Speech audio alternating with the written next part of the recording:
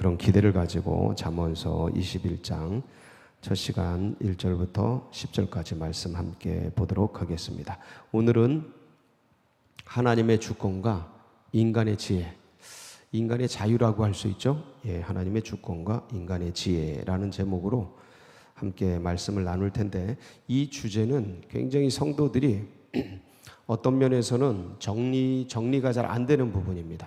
굉장히 어려운 부분이에요. 왜냐하면 인간에게 자유를 주시고 지혜를 주셨는데, 하나님은 이 우주 만물을 홀로 다스리고 홀로 섭리하시고 홀로 계획하시고 홀로 인도하신다는 이 하나님의 주권이 마치 부딪히는 것 같아서 인간의 이성과 사고로 판단할 때 이게 양립되기 되게 어려운 문제 같은 겁니다. 그러니까 정리가 잘 안 돼요. 그래서 이 부분이 하나님의 이런 거죠. 하나님의 정의, 하나님의 공의, 그러니까 하나님의 공의와 하나님의 사랑, 이게 마치 부딪히는 것 같은 거예요. 그래서 그게 잘 소화가 안 되는 것 같은, 무한하신 하나님은 우리의 모든 죄를 다 용서해 주시려는 사랑이 있는데, 정의로우시고 공의로우신 하나님은 인간의 모든 죄를 다 대가를 지불하게 형을 집행해야 되는 그런 정의가 있으신데, 이게 둘이 부딪히는 거와 같이, 그게 부딪히는 것 같이 이게 하나님의 주권과 인간의 지혜가 부딪히는 것 같은데 전혀 그렇지 않죠. 십자가를 통해 하나님의 사랑과 하나님의 정의가 아름답게 인간 세계에 펼쳐지는데, 그것처럼 하나님의 주권과 인간의 지혜는 정말 창조 때부터 하나님의 은혜 속에서 우리에게 부여된 고귀한 아름다운 귀한 것입니다. 그래서 그것을 오늘 한번 같이 살펴보고, 이 말씀 전체는 이렇게 따박따박 그 인간의 하나님의 주권, 인간의 지혜, 요거에 대해서 따다다닥 기록된 게 아니고, 생활 속에서 하나님의 백성이 어떻게 지혜롭게 살 수 있는가에 대한 큰 틀을 가지고서 전체를 정리한 것이고요. 오늘 제목에 관계된 것은 1절, 1절에서 같이 살펴볼 겁니다. 한번 1절 볼까요? 왕의 마음이 여호와의 손에 있음이 마치 봇물과 같아서 그가 임의로 인도하시느니라. 왕의 마음, 왕으로 대표되는 겁니다. 왕으로 대표되는 건데, 여기에는 인간 전체가 다 들어가 있죠. 나도 들어가 있고 너도 들어가 있고, 우리도 들어가 있고 나라도 들어가 있고, 다 들어가 있습니다. 인간의 역사, 우주, 만물. 그러니까 내 마음이 내 마음대로 흘러가는 것 같은데, 내 마음대로 되는 게 아닌 것처럼, 네 마음이 네 마음 같지 않아서 네가 원하는 대로 모든 게 되는 게 아니고, 누구의 손에 달렸어요? 사람이 자기 길을 계획할지라도 인도하시는 이는 여호와시죠. 사람이 제비를 뽑을지라도 결정하시는 분은 하나님이십니다. 그래서 자기 마음대로 다 될 것 같은데, 결국은 그게 뜻대로 되지 않고 하나님의 거대한 섭리 속에서 그게 이루어집니다. 그래서 이 부분에 있어서, 그럼 하나님 뜻대로 다 되면 인간의 지혜가 인간의 자유가 뭔 소용이야, 이렇게 얘기할 수 있는데, 그게 좀 이따가 좀 나누도록 하겠습니다. 2절, 사람의 행위가 자기 보기에는 모두 정직하여도 여호와는 마음을 감찰하시느니라. 이게 사람이 어떤 일을 할 때요, 내가 정직한 마음으로 한다고 생각하는데, 이게 자기가 어느 틈에 어그러졌는지를 잘 모릅니다. 왜 그러냐면 이 원래 정직한 길에서 어그러진 길로 갈 때 이 과정 속에서 자기 합리화라는 게 작동을 합니다. 그래서 내가 어그러지는 이유의 타당성들을, 근거들을 다 만들어요. 내 스스로. 난 그렇게 될 수밖에 없었어. 이거는 잘못이 아니야. 이건 죄가 아니야. 이건 문제가 아니야. 나는 그리 될 수밖에 없었어 하면서 이렇게 쭉 옮겨갑니다. 제가 저의 상처와 아픔들을 치료할 때 그런 부분을 보았던 것이죠.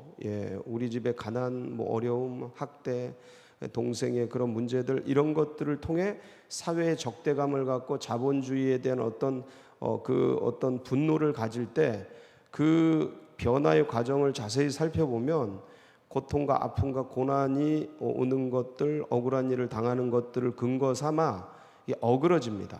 이 어그러져요. 이 원래 가던 길에서 마음이 어그러져요. 그 어그러지는 걸 제가 봤는데, 그러면서 이제 상처, 아픔이 DTS를 통해서 치유되는 과정을 거쳤는데, 보니까 인간이 다 그렇게 어그러질 때도 근거와 이유와 이런 과정들, 프로세스를 거치기 때문에 정직하다고 생각해요. 내가 그렇게 된 게 그렇게 될 수밖에 없었고, 나는 그 상황에서 상황 윤리가 발생하는 거죠. 나는 그 상황 속에서 그렇게 할 수밖에 없어서 이건 나의 최선이야. 그러니까 이게 나의 정직이야. 이렇게 되는 거예요. 근데 이제 나중에 이렇게 뜯어놓고 보면 이렇게 큰 죄를, 나중엔 사람 죽여놓고도 합리화한다니까요. 이럴 수밖에 없었어. 그게 누구냐면 다윗이죠. 다윗이 변해가잖아요. 정직한 길에서 밧세바를 보고 눈이 돌고 우리아를 요압을 통해 제거시키고 하는 이 과정에서 자기가 죄인지 모른다고요. 이렇게 탁월한 영성을 가진 사람도 그 과정을 통해, 자기 합리화의 과정을 통해 자기가 죄인지 모르고 나중에 나단이 와서 알려줄 때 소스라치게 놀래서 하나님 앞에 회개하고 돌이키는데, 그 아이를 낳기까지의 1년여 과정의 그 과정을 보면 본인이 죄인지를 모르고 본인이 행하는 것을 옳다고 생각하고 있었더라. 그런 분들이 그렇다면 우리는 하물며 안 그렇겠습니까? 그래서 사람의 행위가 자기 보기에는 정직해 보여도 여호와는 뭘 보셔요? 마음을 감찰하십니다. 그래서 내가 내 마음을 항상 하나님의 말씀 앞에, 하나님의 성령 앞에 비추는 시간을 갖지 않으면 자기가 어디로 가는지 절대 모릅니다. 옳다고 생각하지. 항상 그 비추는, 그러니까 생활이 바쁘고 분주하고 밀려가면 밀려갈수록 위험해지는 거예요. 이 시간, 하나님 앞에 비추는 시간, 하나님 앞에 돌아보는 시간, 성찰의 시간, 나를 돌아보는 반추의 시간, 이런 것들이, 내면을 들여다보는 시간, 이런 것들이 없어지면 없어질수록 다른 곳으로 갈 확률이 높아진다. 이거는 인간의 본성이 항상 그 어떤 자기의 이익, 자기의 죄성, 이런 것들로 마치 N극이 S극을 자기도 모르게 따라가듯이 그렇게 따라가기 때문에 위험합니다. 그래서 항상 하나님 말씀 앞에, 성령 앞에 비추어서, 그래도 그게 훈련이 많이 된 사람이 자기를 비출 줄 알죠. 그것도 쉽지 않습니다. 그래서 어느 때는 좋은 분들, 신앙의 훌륭한 분들하고 같이 나누면서 자기를 검증하는 게 굉장히 좋습니다. 제가 지금 어떤지를 여쭤보고 같이 나눠보고, 그래서 셀 모임이 있는 거예요. 그래서 셀 모임이 있습니다. 그리고 이렇게 하나님의 백성들의 모임들이 있는 겁니다. 절대로 자기 가는 길을 자기 혼자가 아는 게 아닙니다. 여호와께서는 마음을 감찰해 주셔서 그걸 말씀해 주시죠. 참 감사합니다. 이게 아버지같이 보시고 얘기해 주시는 게 은혜죠. 자, 3절 볼까요? 공의와 정의를 행하는 것은 뭐보다 나아요? 제사 드리는 것보다 여호와께서 기쁘게 여기시느냐. 왜 그렇죠? 공의와 정의를 행하는 게 제사 드리는 것보다 여호와를 기쁘게 하시는데 왜 그러냐 이거죠. 이 예배보다 공의와 정의를 행하는 것을 더 기쁘게 여기신대요. 왜 그러실까요? 우리가 주님께 제사 드리는 이유가 뭐예요? 예배 드리는 이유가 뭐예요? 결국 주님이 이 땅에 행하기를 원하시는 그 일들을 행할 힘을 얻기 위해서, 은혜를 얻기 위해서, 능력을 얻기 위해서. 그러니까 주님께 예배드리는 이유가 주님의 뜻, 주님의 비전, 주님이 원하시는 방향, 주님의 의도, 이런 것들을 듣고 우리를 정비해서 다 세상에 나아가서 우리는 여기서 교회에서 예배 상황 가운데서 뭘 하려고 하는 게 아니고, 여기서는 주님의 뜻, 또 주님께서 이루어 주신 그 성과를 올려드리고 주님을 기쁘시게 하고, 그 기쁨을 보면 우린 더 기쁘고, 그리고 내가 뭔가 잘못된 방향으로 가면 주님 말씀 앞에서, 은혜 앞에서 교정을 하고 다시 힘을 얻고 방향을 잡고, 그리고 그 방향을 향해 세상에 나가서 살려고 이 제사 드리는 거거든요. 근데 제사는 수없이 많이 잘 드리는데 나가서 형편없이 살아. 정의와 공의가 아니고 영 딴 데서 살아. 자기 유익의 길, 자기 소견이 옳은 길, 세상의 그 길 그냥 따라가. 그러면 그거는 제사 드리고 예배 드린 어떤 그 결과가 빵점이죠. 그러니까 뭐예요? 주님께 제사 드리고 예배 드리는 이유는 뭘 받기 위해서요? 주님의 마음, 주님의 뜻, 주님의 그 비전, 꿈, 이런 것들을 계시받고 은혜 받기 위해서인데, 그거 갖고 나가서 싸우고 싸우다가 넘어질 수도 있고 자빠질 수도 있고 연약해질 수도 있는데, 그럼 또 와가지고 주님 이렇게 죄송합니다. 제가 싸우다가 이렇게 넘어졌습니다. 주님 고난이 왔는데 제가 이기지 못하고 또 이렇게 죄를 졌습니다. 회개하고 돌이키고 교정하고 다시 힘을 얻고 싸가서 이기면 돌아와서 하나님 이게 나의 간증이고 이게 나의 기쁨입니다. 또 올려드리면 주님 기뻐하시는 거 보고 기뻐. 이러는 과정을 하기 위해서 우리가 예배 드리는 겁니다. 그러니까 그 결과가 없는, 열매가 없는 예배를 하나님은 하나님의 성전을 밟는 것, 그런 식으로 성전을 밟는 것 자체를 되게 힘들어 하셔요. 굉장히 어려워하셔요. 그래서 우리가 꼭 기억해야 할 것은 공의와 정의를 행하기 위해서, 이 땅에서 삶을 살아내기 위해서, 하나님이 원하시는 삶을 살기 위해서 제사 드린다, 예배 드린다. 이게 같이 동전의 앞뒷면처럼 연결되어 있어요. 물론 우선권은 예배입니다. 제사예요. 왜냐하면 여기서 힘을 얻으니까. 그런데 연결되어 있어요. 결과적으로 여기서 힘을 얻고 나갔는데 그게 안 되고 악행을 해. 그러면 그거는 하나님을 속이는 거예요. 하나님 속이는 거예요. 그래서 다윗이 뭐라 그래요? 시편 51편 17절에서 주님께서 구하시는 것은 제사가 아니라는 거예요. 번제가 아니라는 거예요. 한번 볼까요? 시작. 하나님께서 구하시는 제사는 상한 심령이라. 하나님이여 상하고 통회하는 마음을 주께서 멸시하지 아니하시. 이 앞에 16절에 보면 하나님이 번제를 구하였으면 내가 번제를 드렸을 것이다. 근데 하나님이 구하시는 제사는 번제나 이런 제사가 아니고 상한 마음이다. 이 상한 마음이라는 건 뭐냐면 내가 공의와 정의를 떠나서 죄악 가운데 행하고 있는 그 상태인데 그것을 알고 주님 앞에 통회하면서 내놓는 그 마음. 이게 제사 드리는 목적입니다. 하나는 교정, 주님 앞에 회개, 돌아보고, 또 하나는 하나님께 감사, 감격, 간증, 주님께 영광, 이거 드리려고 제사 드리는 거예요. 둘 중에 하나입니다. 그래서 그 두 개 중에 하나를 둘 다 할 수 있고, 그거 하고 나가서 여러분 나중에 우리가 구정 때, 명절 때 어르신들 찾아뵙지만 그 부모님을 기쁘시게 하고 나오는 자녀의 마음은 어때요? 흡족하죠. 기쁘죠. 힘이 나죠. 엄마 아버지 그 연로하신 분들이 그렇게 너무 좋아하고, 그럼 내가 잘했구나. 힘들어도 온 거 잘했구나. 힘들어도 용돈 챙겨드리고 흡족해 하는 거 보면, 그 부분들이 든든해 하는 거 보고 나오면 얼마나 기뻐요. 기쁘시죠? 여기 제사 드리면서 예배 드리면서 주님께 주님이 기뻐하시는 것, 그 경험하면 얼마나 기쁩니까? 그 힘 그것을 나가서 생활하는 거죠. 우리 주님이 기뻐하시는데. 그래서 그렇게 사는 거에 굉장히 좋고 힘이 됩니다. 4절을 한번 볼까요?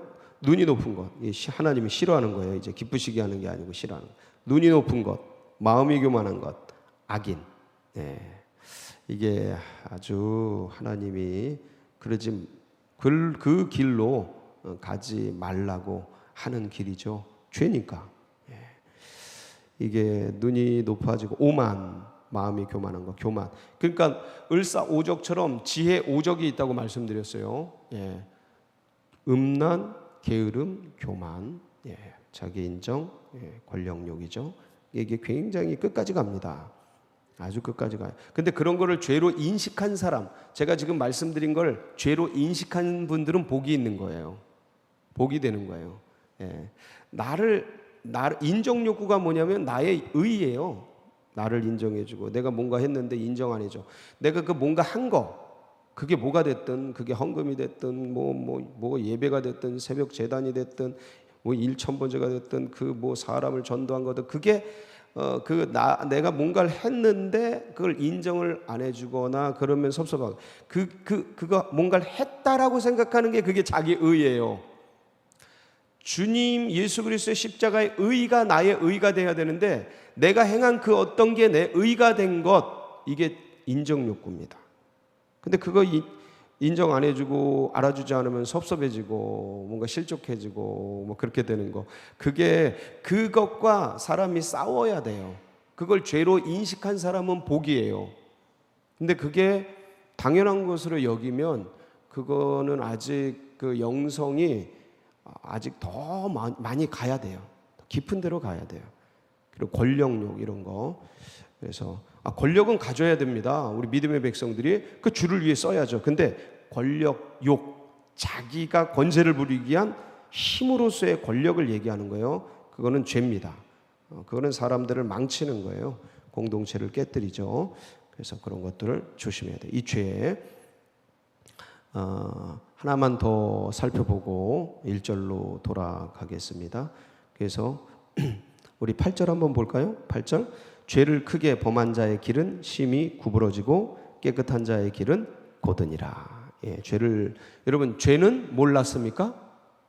죄를 낳습니다. 거짓은 바늘도둑이 소도둑되고, 거짓은 거짓을 낳고 죄는 죄를 낳습니다. 믿음은 믿음에서 믿음으로, 의에서 의로, 영광에서 영광으로, 은혜에서 더 깊은 은혜로, 감사에서 더 큰 감사로 가듯이 죄는 죄를 낳습니다. 악순환이라 그러고 선순환이라 그러는데 여러분 모두는 오늘도 선순환의 길을 걷기를 축복합니다.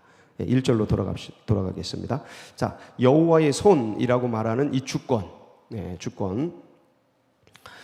이것은 마치 여호와의 주권과 인간의 자유는 DNA 사슬 구조처럼 이렇게 사슬화되어 있어요. 블록체인처럼 이렇게 딱 이렇게 서로 연결이 되어 있어요. 그래서 동전의 앞뒷면처럼 인간의 얼굴이 앞뒤처럼 쫙 연결이 되어 있어요. 근데 다만 우선권, 우선순위가 주권에 가 있어요. 우리 믿음의 백성들의 고백입니다. 하나님의 주권에 가 있습니다. 그런데 하나님은 하나님의 주권을 가지시고 가장 먼저 행한 게 무엇이냐면 인간에게 뭘 주는 거예요? 자유를 주는 겁니다. 여러분 이걸 꼭 기억하셔야 돼요. 그러니까 하나님이 행하신 일 중에 인간을 지으시고 제일 먼저 하나님의 형상과 하나님의 모양대로 인간을 지으셨는데 그 하나님의 형상 모양 중에 인간에게 부여하신 가장 근본적인 게 뭐냐면 하나님 닮은 거예요. 그 하나님 닮은 게 뭐냐면 하나님은 자유로우시잖아요. 그 자유를 주시려고 하나님이 자기 목숨을 담보로 인간에게 자유를 주신 겁니다. 그렇지 않았으면 공산주의처럼 자기 마음대로 조정하죠. 독재자처럼 마음대로 조정하고 자기 말만 따르도록 만들죠. 선악과 안 만들죠. 왜 선악과를 만드십니까? 선악과 따먹으면 악을 아는데 선악과를 안 만들죠. 이 젊은이들이 맨날 하나님이 선악과 만들어서 인간 왜 이렇게 힘들게 하냐 그러는데 그건 너무너무 어린 거예요. 하나님이 선악과를 만든 것은 뭐냐면 인간에게 자유의지를 주셨다는 하나의 상징이에요. 증거예요, 증거. 악을 택할 권리를 주신 거거든요. 그게 자유인데 하나님께서 인간이 악을 택할 거를 알면서도 자유를 주시려고 하는 그 이유는 뭐냐면 진짜 인격적으로 자유로운 존재가 되게 하기 위해서 하나님이 그렇게 하신 거예요. 그래서 하나님은 하나님의 주권으로 인간에게 뭘 주셨다고요? 자유를 주셨어요. 그래서 그 자유를 결국 신학자들 중에 인간의 죄가 뭐냐 할 때 자유의 남용이다 이렇게까지 얘기를 해요. 자기에게 부여된 자유를 가지고 선악과를 따먹는 남용을 한 거다. 죄를 택하는 남용을 한 거다라고 말하기까지 하는데 그 인간에게 그런 자유를 주신 거예요. 근데 이게 되게 그 이해가 될 듯도 하고 안 될 듯도 하고 아리까리 하잖아요. 그래서 우리가 이해하기 편한 게 뭐냐면 부모들이 자녀를 기를 때에 자녀들이 내 말만 따르는 마마보이 마마걸이 되기를 원합니까? 아니면 자기 스스로 옳은 길을 가기를 원합니까? 지혜로운 부모들은요, 아직 인간의 아이가 아직 이 어떤 의사 선택이나 자율의지나 이런 게 형성이 안 된 신생아일 때는 부모들이 최선을 다해서 돌보지만 의식이 돌아오고 어떤 생각이 돌아오고 그런 때쯤 되면 아이가 자유롭게 뭔가를 택할 수 있도록 자꾸 도와줍니다. 예, 지혜로운 부모는 그래요. 내 말만 따르고 나의 마마보이, 나의 로봇으로 만들려고 하거나 그러지 않습니다. 왜냐면 그게 그 아이에게 저주가 되고 그 아이에게 저주가 된 게 나에게 저주가 되기 때문에 그래요. 부메랑으로 돌아옵니다. 이게 아이가 내 말만 따르고 이게 그 마마보이 마마걸 만드는 분들, 이게 나중에 자기를 죽이는 행위가 돼요. 아이를 그렇게 만드는 게. 그래서 진짜 지혜롭고 진짜 행복한 가정이 되게 하기 위해서는 그 아이의 자율성을 길러줘야 돼요. 예. 그 아이가 스스로 뭔가를 할 수 있도록, 그리고 인격적으로 부모 말을 따를 수 있도록. 이게 어디서 온 거예요? 하나님께서. 자, 부모는 주권을 가지고 있잖아요. 아이에 대한 주권을. 근데 아이를 내 맘대로 하고 싶어 해요? 아니면 아이 스스로 인격적으로 뭔가를 판단하면서 그 판단 속에서 부모의 말들을 선택하기를 원해요? 당연하죠. 아이 스스로 부모의 말을 따르고 그걸 기뻐하며, 왜냐하면 부모가 애를 뭐 사망의 길로 인도하는 게 아니고 행복의 길 가기를 항상 원하죠. 정상적인 부모라면 그거거든요. 그 마음이 하나님 마음이에요. 네. 그래서 어려운 게 아니에요. 하나님의 주권과 인간의 지혜에 이 사슬처럼 얽힌 이거는 이게 대립되는 것도 아니고 어려운 것도 아니다. 우리 부모들이 늘 하는 모습이다. 자연스럽게. 그래서 주님이 우리에게 원하시는 건 자유롭게 주님의 진리를 향해, 인간의 행복을 향해 살아가길 원하는 그런 삶을 원하고 계십니다. 오늘도 그 길을 걸으시길 주의 이름으로 축복합니다. 같이 기도하시겠습니다.